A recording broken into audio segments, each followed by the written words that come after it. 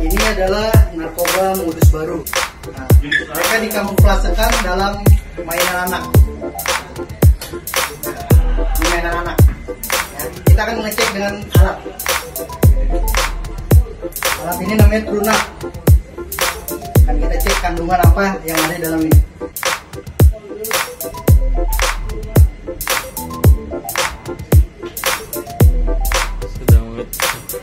Nah, sedang dianalisa, kita lihat kandungan apa.